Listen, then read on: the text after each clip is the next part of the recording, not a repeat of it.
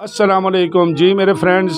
रशीद अली ਦਾ ਤੁਸੀਂ ਅੱਗੇ ਇੰਟਰਵਿਊ ਸੁਣਿਆ, ਲੇਕਿਨ ਹੁਣ ਤੁਹਾਨੂੰ ਜਨਾਬੇ ਅਲੀ ਰਸ਼ੀਦ ਅਲੀ ਮਾਛੀਕੇ ਦੀ ਆਵਾਜ਼ ਦੇ ਵਿੱਚ ਤੁਹਾਨੂੰ ਸੁਣਾਉਣ ਲੱਗੇ ਹਾਂ ਮੀਆਂ ਮੁਹੰਮਦ ਸਾਹਿਬ ਦਾ ਕਲਾਮ ਆਰਫੇ ਖੜੀ ਸੈ ਮਲੂਕ। ਤੇ ਆਓ ਜਨਾਬ ਉਹਨਾਂ ਕੋਲੋਂ ਸੈ ਮਲੂਕ ਦੇ ਚੰਦ ਮਿਸਰੇ ਸੁਣੀਏ। ਅਗਰ ਤੁਹਾਨੂੰ ਇਹ ਸੈ ਮਲੂਕ ਪਸੰਦ ਆਵੇ ਰਸ਼ੀਦ ਅਲੀ ਦੀ ਆਵਾਜ਼ ਦੇ ਵਿੱਚ ਤੇ ਬਰਾਏ ਮਿਹਰਬਾਨੀ ਇੱਕੋ ਹੀ ਰਿਕੁਐਸਟ कि मेरे चैनल में सबसक्राइब जरूर करो, नाल दिते गए बैल आइकॉन के बटन को जरूर दबाओ। तो आओ सुनने रशीद अली कोलों सै मलूक दे चंद बोल।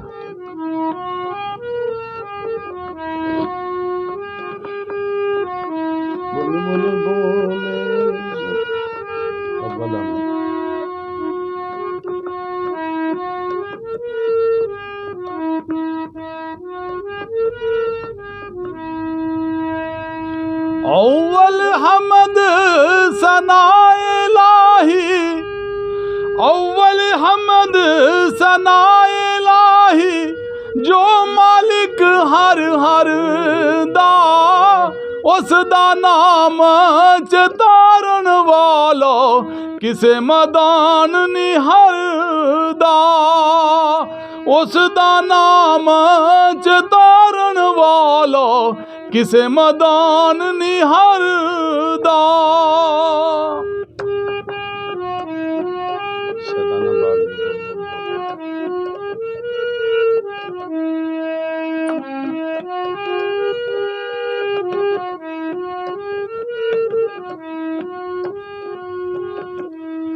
सदाना बागी बुलबुल बोले, सदाना बाग बहारा, सदाना मापे हुस्न जवानी, सदानी सोबत यारा, सदाना मापे हुस्न जवानी, सदानी सोबत यारा।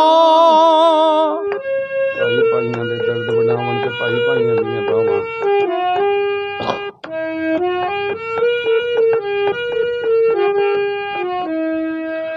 ओ भाई भाइयां दे दर्द वडावन, भाई भाइयां दियां बावां, बाप सिरां दे ताज मुहम्मद, मावां ठंडियां छावां, बाप सिरां दे ताज मुहम्मद, मावां ठंडियां छावां। खस खस जिन्ना कदर नहीं मेरा साहिब में बनी आई हो, खस खस जिन्ना कदर नहीं मेरा साहिब हो, खस खस जिन्ना कदर नहीं मेरा, साहिब नू वड्याइयां मैं गलियां दा रूड़ा कूड़ा महल चढ़ाया साइयां। जी रशीद अली साहब बहुत शुक्रिया जनाब, बहुत शुक्रिया। हुण अपने वेखण वालियां नूं कोई पैगाम देना चाहोगे?